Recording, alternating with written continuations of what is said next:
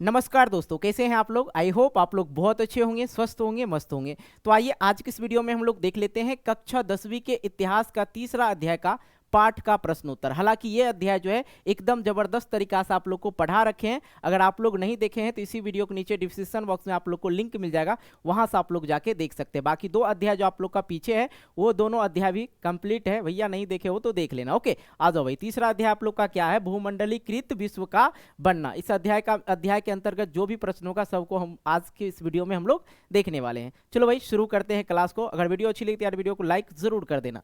आइए पहला नंबर जो प्रश्न है, जो बच्चा इससे पहले वाला जो अध्याय का वीडियो है अगर वो देखे होंगे उनको पूरा का पूरा कहानी एकदम फिल्मी स्टाइल में आप लोग को समझा रखे हैं, ठीक है। तो उनको तो याद ही होगा। जो बच्चा नहीं देखे हैं तो इस अध्याय वीडियो को देख लीजिए। अगर देखने आए हैं तो उसके बाद उस वीडियो को भी देख लीजिएगा। इसी वीडियो के नीचे डिस्क्रिप्शन बॉक्स में लिंक मिल जाएगा। ओके कह रहा 17वीं सदी से पहले होने वाले आदान प्रदान के दो उदाहरण दीजिए। एक उदाहरण एशिया से और एक उदाहरण अमेरिका महाद्वीप से देना है। तो भैया एक बात समझ लो, यहाँ पे जो आया एशिया, ठीक है। एशिया क्या है? एशिया जो है, एशिया एक महादेश है। क्या है? महादेश है। और महादेश किसको कहते हैं?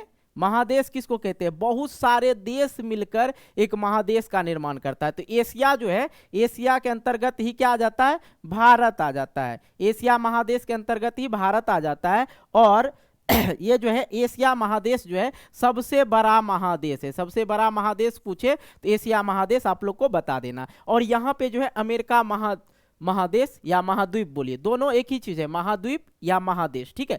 तो अमेरिका महाद्वीप के बारे में भी लिखना है। तब यहाँ पे है 17वीं सदी से पहले। 17वीं सदी से जो है पहले आदान प्रदान मतलब एक रेशम रूट था, ठीक है, सिल्क रूट, जिसके बारे में मैंने आप लोग को चर्चा किया था कि उस रूट से जो है आदान प्रदान होते रहता था। एक देश से दूसरे देश का समझौता इस प्रकार से था कि यहाँ पे अगर आलू का उपज हो रहा है तो वह हम किसी दूसरे देश को दे सकते हैं। दैट मीन्स वैश्वीकरण के बारे में मैंने आप लोग को बताया था। यहाँ के मजदूर वहाँ पे काम कर सकते हैं, तो उसी चीज को क्या बोलते हैं? वैश्वीकरण बोलते हैं। यहाँ के लोग जो है वहाँ पे जाके क्या कर सकते हैं? उद्योग वगैरह डाल सकते हैं, कोई दिक्कत की बात नहीं थी। तो उसी रास्ते से जो आदान प्रदान होता था, किस प्रकार से हुआ? तो दो महाद्वीप के बारे में बताना, एक तो एशिया के और दूसरा अमेरिका महाद्वीप के बारे में बताना है। दो उदाहरण आदान प्रदान के बारे में, ठीक है। तो भैया यहाँ से उदाहरण शुरू होता है एशिया से, ठीक है। यहाँ पे मैंने लिखा है एशिया, एशिया से उदाहरण। एशिया से एक नॉर्मल सा उदाहरण बताता हूँ। क्या होता था? चाइना से जो है क्या आता था? चाइना वाले जब लोग आए थे साथ में उसने खाने पीने वाली चीज भी लेके आई थी। क्या लाया था? नूडल्स। नूडल्स लाया था। तो भारत के लोग ने उसे नूडल्स को, जो चाउमीन वगैरह जो होता है, समझ रहे हैं ना, चाउमीन मैगी वगैरह जो खाते हैं, नूडल्स उसी को बोला जाता है, ठीक है। तो वो जो है खाने के लिए चीज लाया था, लोगों को यहाँ अच्छा लगा। तो साथ में उसने क्या किया? भारत के लोग अपने दिमाग में तेज होते हैं, तो उसने क्या, उसका सेवैया वगैरह बना दिया। सेवई वगैरह खाते हैं ना जी, दूध में डाल के जो फुला के खाया जाता है, सेवई वगैरह, ठीक है। तो नूडल्स चीन से आया और भारत, इटली और दुनिया के अन्य देशों तक जो है धीरे धीरे प्रसिद्ध हो गया और बच्चों का फेवरेट हो गया, है कि नहीं जी। कोई भी जाते हैं मेला वगैरह, ठेला वगैरह, कहीं भी जाओ भाई चाउमीन खा लेते, ये खा लेते, लेकिन वो स्वास्थ्य के लिए हानिकारक होता है, उसे नहीं खाना चाहिए। कम खाओ, खाओ लेकिन कम खाओ। अन्य देशों तक जो है नूडल्स धीरे धीरे क्या हुआ? पहुंच गया। एशिया से उदाहरण क्या बताना है कि नूडल्स चीन से आया था और भारत, इटली और दुनिया के अन्य देशों तक क्या हो गया? पहुंच गया। अब यहाँ पे अमेरिका का उदाहरण बताता। आलू जो है अमेरिका से आया था। आलू हमारे देश का नहीं है। भारत का आलू जो है, आलू भारत में नहीं हुआ था। कहाँ हुआ था? अमेरिका में हुआ था। अमेरिका पे किसका राज चल रहा था? यूरोपियन लोग का राज चल रहा था। तो वहां से जो है धीरे धीरे जो है आलू जो है पूरे दुनिया में फैल गई। तो आलू अमेरिका से आया और आयरलैंड तक पहुंच गया, मतलब सभी देशों तक जो है धीरे धीरे पहुंच गए। ये दो उदाहरण आप लोग को लिख देना था। आसान है, कोई बात हुआ? समझ में आ रहा है ना? देखो प्रश्न से जो है ना रिलेट कर देता हूं आप लोग को, ताकि मजा आ जाएगा। अध्याय को रिलेट करना जरूरी है, नहीं तो बीच से बोलने में फिर मजा नहीं आएगा। ओके, तो भाई वीडियो अच्छी लग रही है तो वीडियो को जल्दी से लाइक करो। आप लोग भूल जाते हो लाइक करने के लिए। आ जाओ भाई नेक्स्ट प्रश्न की ओर आते हैं हम लोग। नेक्स्ट प्रश्न है हमारे पास। उससे पहले हम आपको बता दें, अगर आप हमारे पैड व्हाट्सएप ग्रुप में नहीं ज्वाइन हुए तो जरूर ज्वाइन हो जाएं, क्योंकि आप लोग का जो भविष्य है उज्जवल बनाने के हम लोग काम करते हैं, ठीक है। और एकदम जो पैड कोर्स है हम लोग का, एकदम कहिए तो बर्गर के भाव में है। तो पैड कोर्स के लिए आप लोग को क्या करना होगा? सभी सब्जेक्ट का आप लोग को मिल जाएगा, पीडीएफ, लाइव क्लास वगैरह सारा क्लास मिल जाएगा। तो आप लोग को क्या करना होगा? इस नंबर पे 85 81 80 29 इन नंबर पे आप लोग को क्या करना होगा? व्हाट्सअप करना होगा और बताना है कि सर मुझे पंकज स्टडी सेंटर का जो है कोर्स परचेज करना है। 299 रुपया लगेगा, ठीक है, 299 रुपया लगेगा। और हम लोग ने इसके साथ एक ऑफर दिया है बच्चों के लिए, ताकि बच्चे और भी अच्छे से पढ़ें। हमारे व्हाट्सएप ग्रुप से जो बच्चे जो है अधिक से अधिक नंबर लाएगा, सबसे अधिक जिसका नंबर होगा, उन सभी बच्चों को जो है 50,000 रुपया से जो है पुरस्कारित भी हम लोग करने का सोचे हैं, और किया भी जाएगा, सोचे हैं क्या, किया ही जाएगा। ओके, तो अगर आप लोग चाहते हैं कि हम अच्छे स्टूडेंट हैं और अच्छे बने, तो आप लोग इस कोर्स को जरूर ज्वाइन करें। तो आइए नेक्स्ट प्रश्न की ओर आते हैं हम लोग।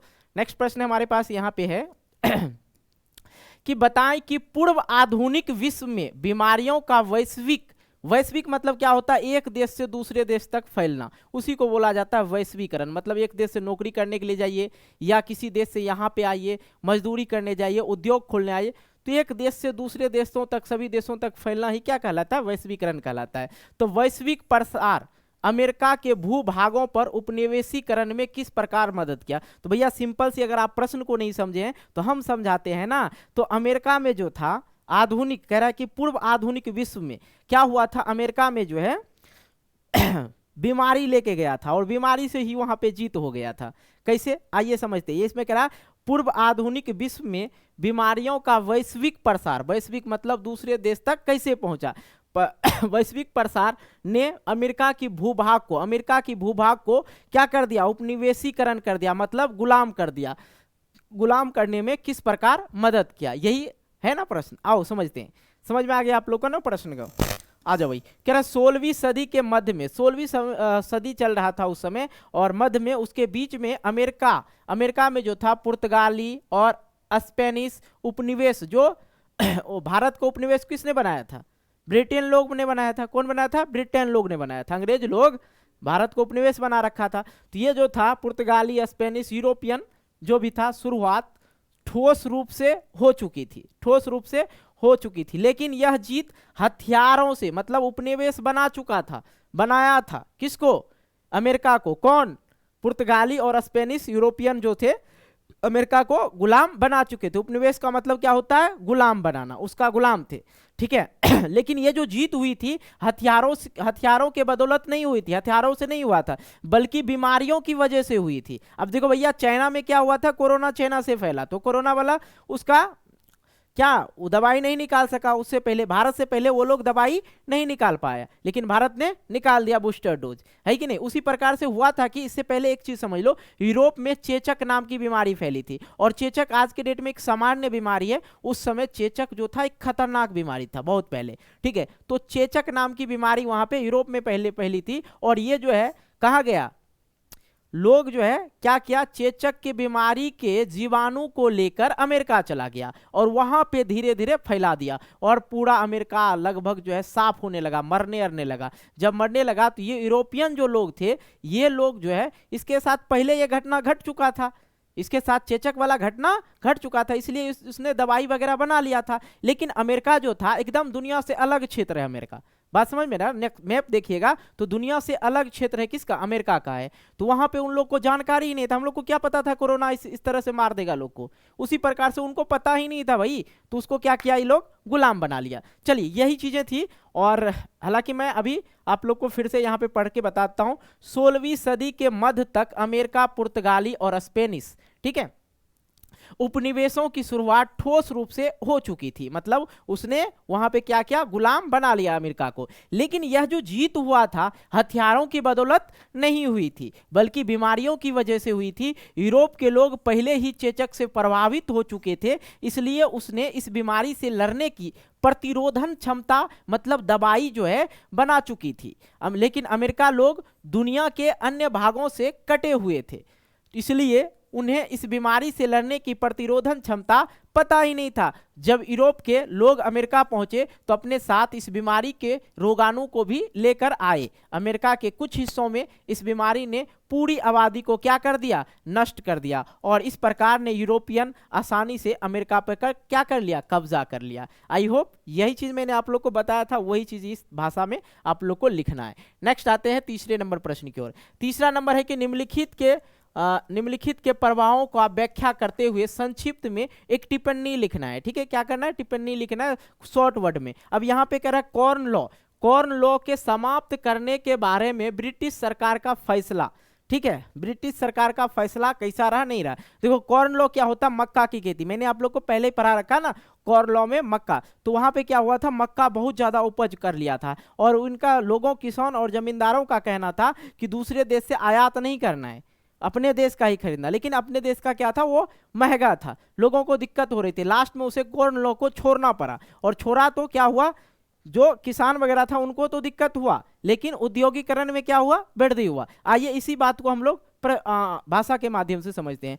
कॉर्न लॉ को खत्म करने के ब्रिटिश सरकार के फैसले परिणाम स्वरूप कृषि क्षेत्र में नुकसान हुआ, क्योंकि वहां पे अधिक मक्का उपजाया गया था। लेकिन औद्योगिक क्षेत्र में क्या हुआ, प्रगति हुआ और भोजन को ब्रिटेन सस्ते में और अधिक आयात करना शुरू कर दिया। भोजन को और सस्ता, मतलब जमींदार वगैरह धमका दिया था सरकार को कि भैया तुम किसी से मक्का नहीं लेगा, भोजन वाला चीज किसी देश से नहीं लेगा, ठीक है। इनको दिक्कत हो रहा था, तो नुकसान किसको हुआ, कृषि क्षेत्र में नुकसान हुआ सरकार को। लेकिन भोजन को ब्रिटेन ने सस्ते और अधिक आयात करना शुरू कर दिया, दूसरे देश में सस्ता दे रहा था। और खेती में शामिल हजारों श्रमिक क्या हो गए थे, बेरोजगार हो गए थे। हालांकि खपत में क्या हुई, वृद्धि हुई, लेकिन औद्योगिक क्षेत्र में औद्योगिक क्षेत्र बढ़ गया और शहरों में श्रमिकों की संख्या ग्रामीण शहरों में श्रमिकों की संख्या और ग्रामीण इलाकों की तुलना बढ़ गई। शहर में जो है शहर में क्या हुआ, श्रमिक लोग का संख्या बढ़ गया और ग्राम में खत्म हो गया, क्योंकि वहां पे वृद्धि हो गया, औद्योगिक वृद्धि होने लगा, ठीक है। इसलिए कॉर्न लॉ को समाप्त किया था। आई होप आप लोग समझ गए। नेक्स्ट प्रश्न देखते हैं, तीसरा ख नंबर, अफ्रीका में रीडर पेस्ट का आना अथवा अफ्रीका में 1890 के दशक में रीडर पेस्ट नामक बीमारी का प्रभाव संक्षिप्त में वर्णन करें। तो ये रीडर पेस्ट जो बीमारी होता है, ये मवेशियों मतलब कि जानवरों में फैलता है। तो ब्रिटेन लोग जब लड़ने के लिए आए थे और अपने एशिया से उसने क्या लाया था, घोड़ा लाया था, ठीक है। और घोड़ा के अंदर क्या था, रीडर पेस्ट बीमारी था, वो धीरे धीरे जो है सभी जगह फैल गया था। यही चीजें थी। आइए इसको हम लोग भाषा में समझते हैं। रिंडर पेस्ट, सॉरी इसको रिंडर पेस्ट बोला जाता है, रीडर पेस्ट नहीं, रिंडर पेस्ट। रिंडर पेस्ट का अमेरिका में आगमन 1880 के दशक के आखिरी में हुआ था, मतलब 1880 के आखिरी दशक में हुआ था। यह बीमारी उन घोड़ों के साथ आई थी जो ब्रिटिश एशिया से लाए थे। ऐसे उन इटालियन सैनिकों की मदद के लिए लाया गया था। इसे जो है इटालियन सैनिकों को मदद करने के लिए लाया गया था, जो पूर्व अफ्रीका में इरिट्रिया पर आक्रमण कर रहे थे। तो रिंडर पेस्ट पूरे अफ्रीका में जो है रिंडर पेस्ट पूरे अफ्रीका में किसी जंगल की आग की तरह फैल गया। ये जो है रिंडर पेस्ट सभी मवेशी में फैल गया। और अफ्रीका में जो था बागानों की खेती थी, ज्यादातर लोग जो थे मवेशी वगैरह पे ही आश्रित रहते थे। थोड़ा चलो भाई गिर गया,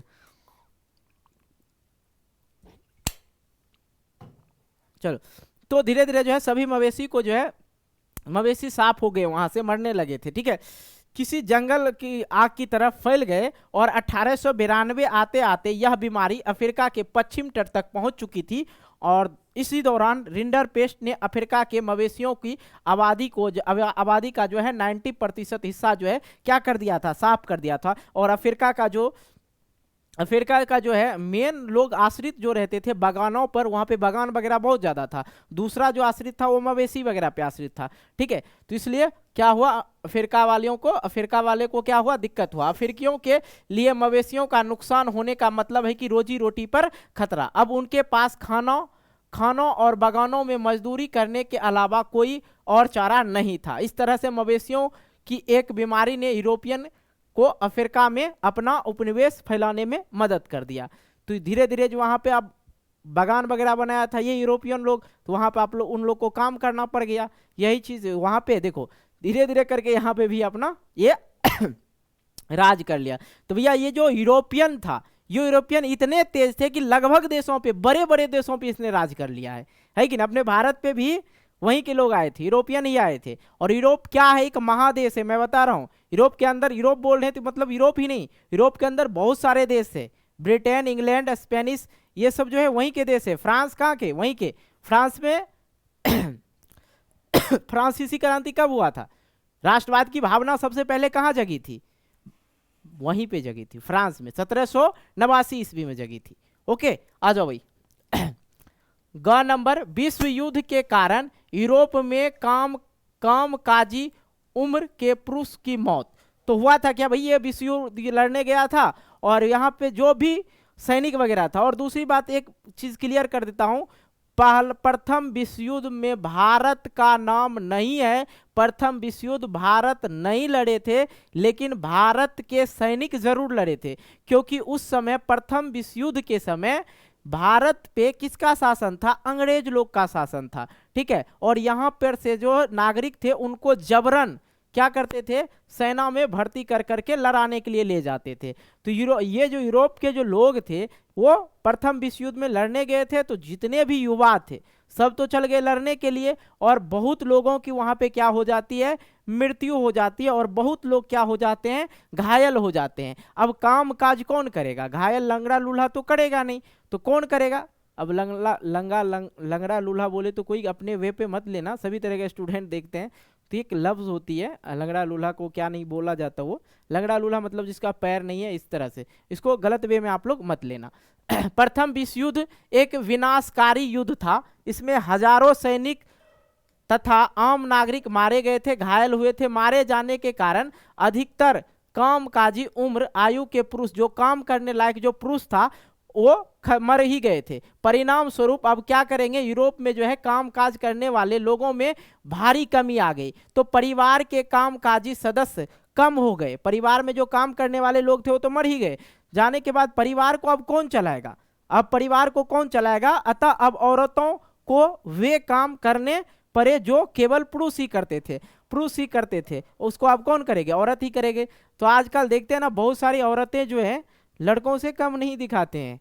दिखाने का मतलब है कि लड़कों से वो कम नहीं है। रिक्शा चलाते मैंने देखा, ठेला चलाते मैंने देखा, सब्जी बेचते देखा। तो जब घर में परिस्थिति खराब हो तो औरत भी निकल जाती है, औरत नहीं छोड़ती है। महिलाएं भी उस काम को कर सकती है जो पुरुष करते हैं, है कि नहीं? जब इंसान की जो वक्त है, कभी भी किसी का बुरा वक्त आ सकता है और कभी भी किसी का अच्छा वक्त आ सकता है कि नहीं? इसलिए हमेशा वक्त का इंतजार करना चाहिए, बाकी कुछ का नहीं। आज अच्छे हैं तो अच्छे हैं, कल मेरा भी बड़ा खराब वक्त आ सकता है। आपका अच्छा है तो मेरा भी एक दिन अच्छा आएगा, है कि नहीं? इसी बात को लेके अपनी जिंदगी की सारी जिंदगी उजाड़ देना है।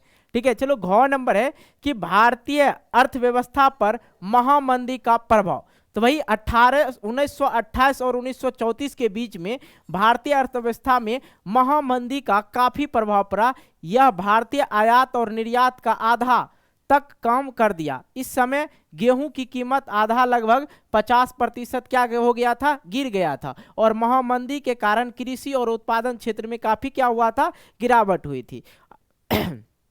ओके, अब बताओ 1928 और 1934 के बीच क्या हुआ था? आप हमें कमेंट बॉक्स के माध्यम से कमेंट करके बताएंगे। यहाँ पे मैं नहीं एक्सप्लेन करने वाला हूँ, आप हमें बताएंगे, क्योंकि मैंने अध्याय को एकदम जबरदस्त तरीका से कंप्लीट किया भाई। ओके, आ जाओ। अंगह नंबर है बहुराष्ट्रीय कंपनी। बहुराष्ट्रीय कंपनी जो दूसरे देश की जो कंपनियां होती है उसे बहुराष्ट्रीय कंपनी कहते हैं। ठीक है, कंपनियों द्वारा अपने उत्पादन को एशिया देशों में स्थानांतरित करने का फैसला, इस पे आप लोग को चर्चा करना है। तो उद्योग को कम वेतन वाले देश में ले जाने से वैश्विक व्यापार और पूंजी प्रभाव पर भी असर पड़ा। पिछले 2 दशक में भारत, चीन, ब्राजील आदि देशों की अर्थव्यवस्थाओं में आई भारी बदलाव के कारण दुनिया के आर्थिक भूगोल पूरी तरह से बदल चुकी थी। ऐसा नहीं कि वैश्वीकरण खराब है, नहीं, वैश्वीकरण अच्छे हैं। मान लिया जाए हमारे देश में किसी भी चीज का प्रोटेक्शन होता है, मतलब किसी भी चीज का उत्पादन होता है और उस चीजों को हम दूसरे देश तक पहुंचाना चाहते हैं तो अच्छी बात है। हालांकि अपने भारत में देखें तो 90% जो इलेक्ट्रॉनिक चीज है, 90% मैं बोलूंगा, है कि नहीं? ये जो आप पढ़ रहे हैं ना डिजिटल बोर्ड पे, ये भी क्या है? Made in Japan. ठीक है, मेड इन चाइना। इलेक्ट्रॉनिक जितने भी चीज हैं अधिक से अधिक वो कहाँ के हैं? चाइना के अधिक मिल जाएंगे, जापान को आपको मिल जाएंगे। लेकिन भारत के कुछ नमूने प्रोडक्ट हैं, कुछ नमूने प्रोडक्ट हैं, ज्यादा तो है नहीं, आप भी नहीं जानते होंगे। कुछ कुछ जो है हैं, इसलिए बोलते हैं। तो बहुराष्ट्रीय कंपनी, यहाँ पे जो चीज़ का प्रोडक्शन होता है तो उस चीज़ को हम लोग अपने दूसरे देश में भी फैलाते हैं, ताकि उससे क्या होगा, हमारा राष्ट्रीय आय बढ़ेगा, और हमारा राष्ट्रीय आय बढ़ेगा तो हमारे देश की क्या होगी, उन्नति होगी, हमारा देश में क्या होगा, बदलाव होगा, है कि नहीं। चलो भाई 4 नंबर प्रश्न है, खाद्य उपलब्धता पर तकनीक के प्रभाव को दर्शाने के लिए इतिहास के 2 उदाहरण दीजिए। खाद्य को उपलब्ध, खाद्य मतलब खाने वाला चीज को, उपलब्धता मतलब उपलब्ध करने की तकनीक, मतलब किस टेक्नोलॉजी के प्रभाव को दर्शाने के लिए इतिहास के रेल के प्रसार के कारण विभिन्न देशों से यूरोप तक खाद्यान्न पहुंचाना आसान हो गया था, और खाद्य पदार्थ के बड़े पैमाने पे ढुलाई मतलब यहाँ से वहाँ ले जाने के कारण भोजन सस्ता और सुलभ हो गया था। इससे यूरोप में खाना अच्छी क्वालिटी का हो गया और लोगों के जेब तक पहुंच में आ गया। ठीक है, तो भाई रेल का एक प्रसार हुआ था, रेल जब आई थी तो विभिन्न देशों से जो है यूरोप में क्या चला जाता था, खाना पहुंच जाता था, और अच्छा खाना भी पहुंच जाता था, अच्छे क्वालिटी का खाना भी पहुंच जाता था। उन लोग को बहुत ज़्यादा खाना में दिक्कत भी हुई थी। अब मच्छर भगा रहे यहाँ से। स्टीम से चलने वाले जहाज और रेफ्रिजरेशन टेक्नोलॉजी के कारण मीट को तैयार करके अमेरिका से यूरोप तक ले जाना संभव हो पाया। अब ब्रिटेन के लोग के लिए मीट सस्ता हो गया, जिससे उनका खान पान जो है बेहतर हो गया। तो ये ब्रिटेन के लोग जो थे मीट वगैरह ज़्यादा खाते थे और वहाँ मीट की उपलब्धता जो थी कम थी। ठीक है, तो यूरोप तक ले जाने में संभव हो गया। अब ब्रिटेन का जो मतलब स्टीम वगैरह, स्टीम मतलब क्या होता है, जहाज, पानी का जहाज जब चलने लगा उससे क्या हो गया, रेफ्रिजरेशन टेक्नोलॉजी, जो फ्रीज वगैरह होता है उसमें मीट वगैरह जो लेके जाने में सुविधा हो गया। तो ये 2 उदाहरण आप लोग को लिख देना। 5वें नंबर प्रश्न पे आते हैं, ब्रिटेन वुड्स समझौता का क्या अर्थ होता है। ब्रिटेन वुड्स समझौता का क्या अर्थ होता है, आइए समझते हैं। 1944 की जुलाई में अमेरिका के न्यू हैम्पशायर के ब्रिटेन वुड्स नामक जगह पर United nation monetary and financial conference, ठीक है, हुआ था, और इस कॉन्फ्रेंस में इंटरनेशनल मॉनेटरी फंड का स्थापना हुआ और IMF, ठीक है, IMF और वर्ल्ड, ठीक है, World Bank of Bretton Woods institutions भी कहा जाता है। इसी को जो है ब्रिटेन वुड्स समझौता भी कहा जाता है या वुड्स इंस्टीट्यूशन भी कहा जाता है। ठीक है, ये जो हुआ था 1944 में के जुलाई में अमेरिका में न्यू हैम्पशायर के नाम ब्रिटेन वुड्स नामक एक जगह था, वहां पे क्या हुआ था, United nation monetary and financial conference हुआ था। क्या हुआ था बच्चा, एक बार फिर से आप लोग इस चीजों को याद रखना। ठीक है 1944 के जुलाई में अमेरिका में एक न्यू हैम्पशायर के ब्रिटेन वुड्स नामक एक जगह था, जहां पर क्या हुआ था, United nation monetary and financial conference हुआ था। ठीक है, और इस कॉन्फ्रेंस में इंटरनेशनल मॉनेटरी एंड फंड का जो है स्थापना हुआ था, इंटरनेशनल फंड का स्थापना हुआ था, एक देश से दूसरे देश को क्या हो जाए, सहायता हो जाए। तो ये अमेरिका जो था, अमेरिका और अफ्रीका जो था ये जो है उसको सहायता भी किए थे, किसको, यूरोपियन लोगों को। ठीक है फंड की स्थापना हुआ, IMF और वर्ल्ड बैंक का ब्रिटेन वुड्स इंस्टीट्यूशंस भी कहा जाता है, इसी को ब्रिटेन वुड्स समझौता भी कहा जाता है। ओके, तो भाई ये प्रश्न खत्म हो गया, और ये अध्याय के जितने भी 5 प्रश्न दे रखा था जिसपे बोल रहा था चर्चा करने के लिए और प्रश्न को संक्षिप्त में वर्णन करने के लिए बोल रहा था, तो ये प्रश्न आप लोग का जो है समाप्त हो गया। कहीं कोई दिक्कत हुआ होगा तो कमेंट बॉक्स पर है और कमेंट आप लोग जरूर करें। ठीक है, तो मिलते हैं एक नए वीडियो को लेके, तब तक के लिए बाय बाय, जय हिंद, जय भारत, टेक केयर।